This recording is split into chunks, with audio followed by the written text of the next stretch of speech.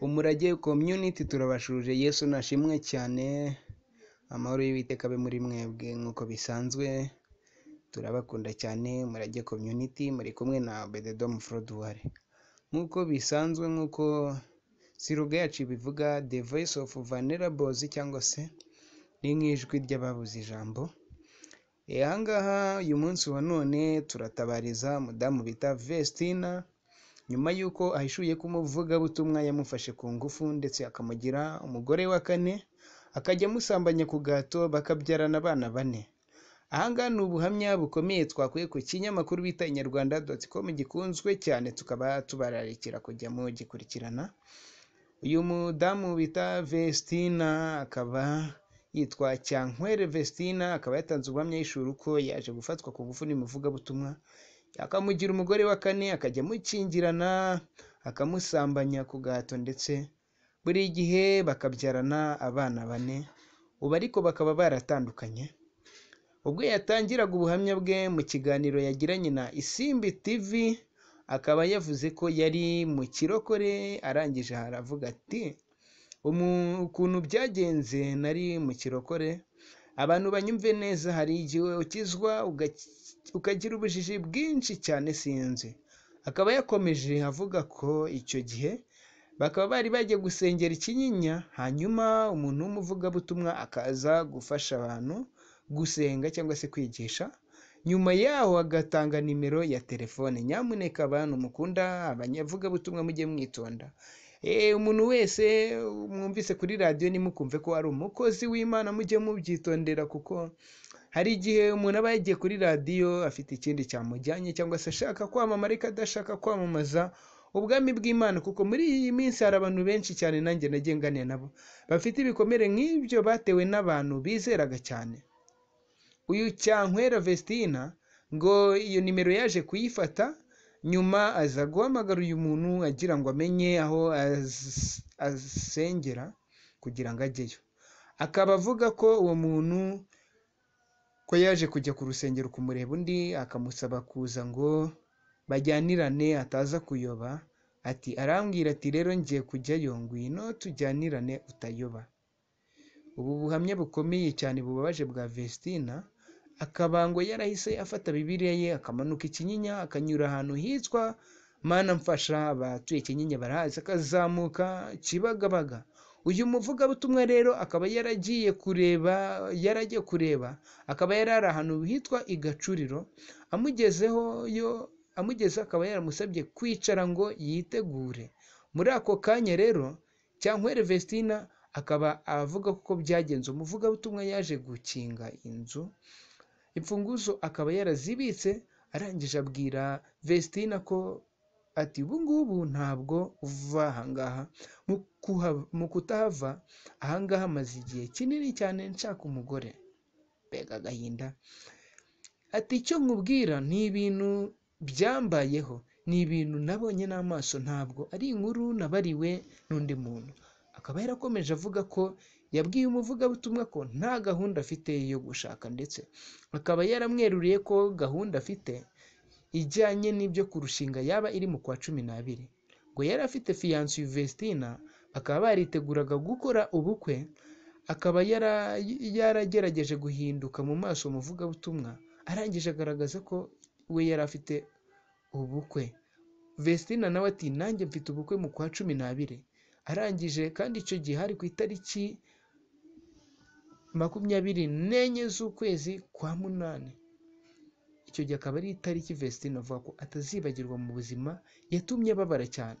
Akomeza avuga ko icyo gihe telefone ye atongeye kuyifata, ikaba yaragumyeho, maze wa muvugabutumwa akinga urugi. Noneho nyuma y'iminsi igeze kuri 2 aza kuyimwambura.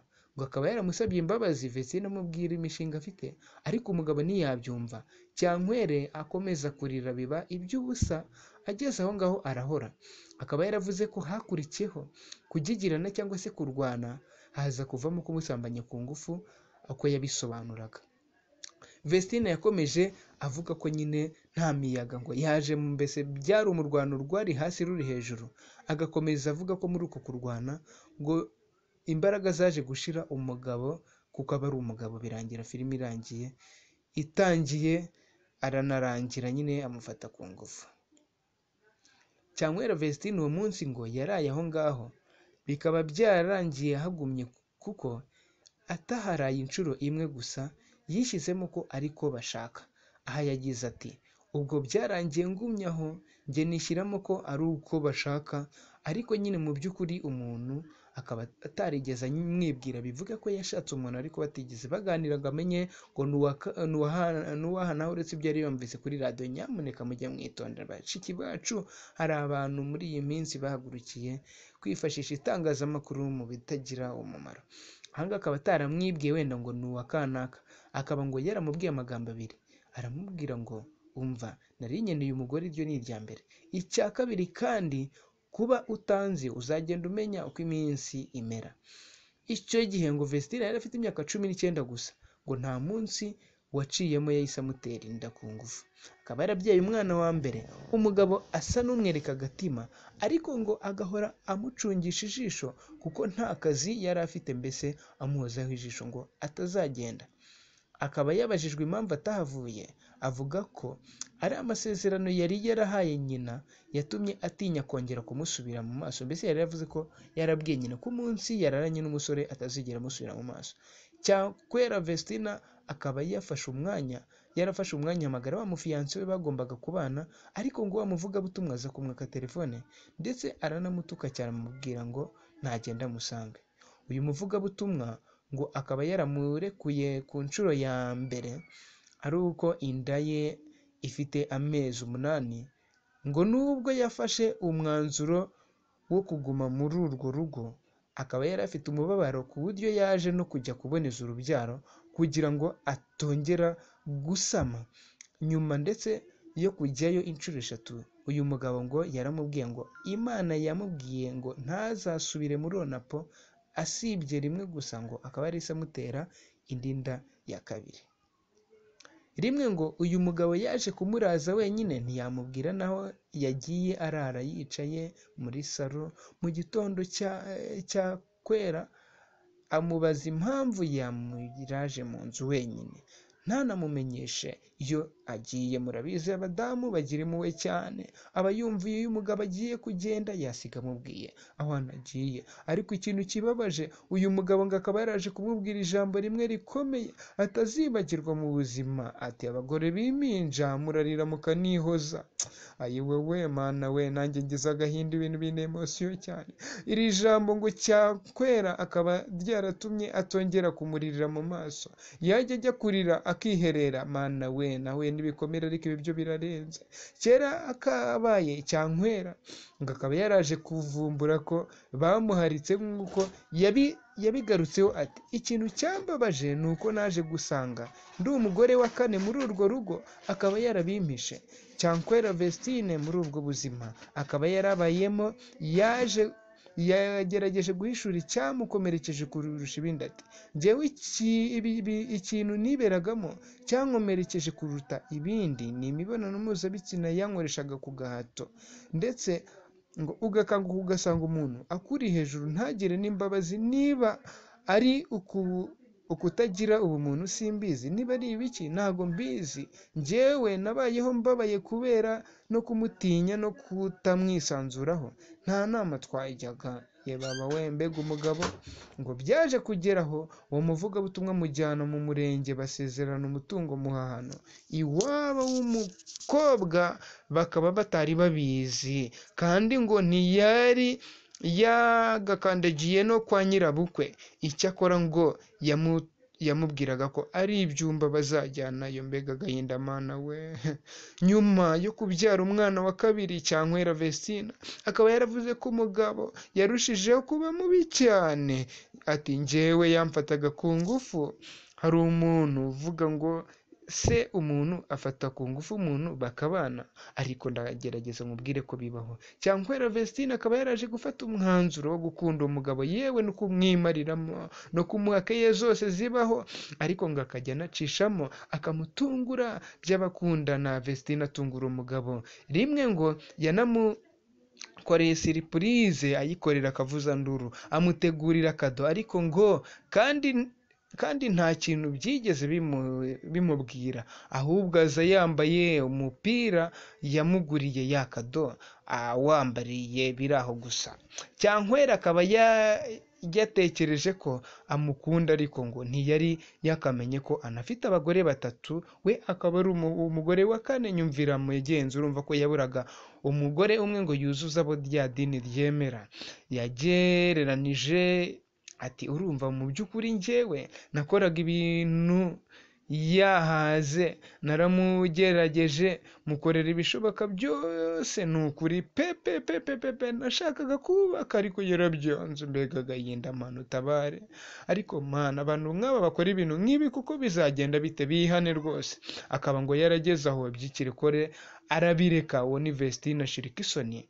Ati hari aho yateye urwenya avuga ko hari aho byageze muri kwa kumukoresha imibonano ku gahato, yafataga ikinyamakuru akagisoma. Ubwo ikintu nakoraga ni kumusomana ikinyamakuru, ko nta smartphone sinagiraga ngo musomane chat.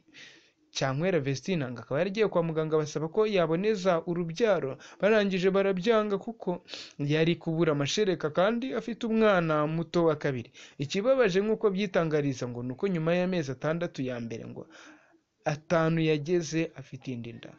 Kuba yarafatwaga ku ngufu ariko ntabimenyeshe RIB, akaba yaravuze ko yabitewe n'ikirokore bagiyemo nyuma yo kwimuka bakajya gutura Igicumbi. Ngo abamubonaga babonaga ari umugore w'umusirimu w'umukungu, maze nawe akihishira ibanga ry'ibimubamo mu rugo rwe. Akaba yaravuze ko inda yari atwite yaje kuvamo, nyuma akaza kumucika amucikanye n'abana babyaranye. Ariko hagati aho ngo yaje gufata umwanzuro wo kuboneza urubyaro, umugabo atabizi akajya arya ikinini rwihishwa. Kumucika ntibyamuhiriye kuko yongeye kumugarura. Bikaba byaraje kurangira atandukanye n'uyu mugabo. Umwana wa nyuma afite imyaka 4. Ati narahavaga ntabavamo bakabaho nabi bagacuramo umusatsi, nicyo kintu cyandindije, nta kindi, kuko nari narafashe icyemezo cyo kutongera kubyara abandi bana. Akomeza avuga ati narahavuye iyo myaka batarayigeramo neza, nahavuye wa nyuma afite imyaka 4. Noneho mucitse byiteka ngo yahise ajya kubana na musaza we bavukana kwa se, amutekereza ibyamubayeho, amusaba kutazavuga aho bari. Bakaba baramaranye amezi 2. Nyuma yaho ajya mu gisekirite agikora umwaka umwe. Ngo nyuma yaje kwiga imyuga, cyakora ngo wa mugabo aza kwegera inshuti ze bahurira Nyabugogo. Ngo uyu muvugabutumwa yari yabwiye umuntu ahamagara uyu mugore amubeshya ko ajya gufata ibyo kurya Nyabugogo. Mana yanjye, abantu nk'abo bivuye Nyaruguru. Nyuma yo guhura nawe akaba yaraherekejwe n'izo nshuti, baramwinginze ngo asubire mu rugo arabyanga, ahubwo bari baherekeje uwo mugabo baza kuvumbura ko yahemukiye umugore. Gusa ubwo yabegeranyaga ngo bajye guhura na Cyakwera, ngo yari yababeshye ko bamuroze guta umugabo n'abana. Mbega agahinda. Isomo rero rimwe n'ahangaha, nyamuneka hari abantu bafite ibikomere batewe n'abandi, hari abantu babereyeho gukomeretsa abandi, ariko ndagira ngo batangarize ko igikomere kiraryana. Mwene data, niba utifuza uwaguhemukira, nawe ntuguhemukire umuntu. Nanjye mfite ibikomere nagiye nterwa n'abantu. Nyamuneka uyu mudamu aratabaza, akeneye kwegerwa, akeneye kugirwa inama, akeneye kansaringe. Ndagira ngo rwose uyu mudamu tumutabarize inzego zibishinzwe, cyane cyane nimujya ku isimbi murasangaho nimero ze, murasangaho uburyo mwamwegera. Imana y'amahoro ibahe umugisha, natwe turabakunda cyane. Umurage community, cawo cawo na mwene so Obededom Froduwari. Kandi ukeneye ubuvugizi, ushaka ko ari ubuvugizi tugukorera, waduhamagara kuri 0785307752 cyangwa se 0728377752, cyangwa se ukaba watwandikira kuri page yacu ya Facebook yitwa Umurage Community, tukaba twagukorera ubuvugizi mu gihe waba waragize ibibazo nk'ibi ngibi. Natwe nicyo cyatumye tuvuka. Urakoze cyane. Ciao ciao.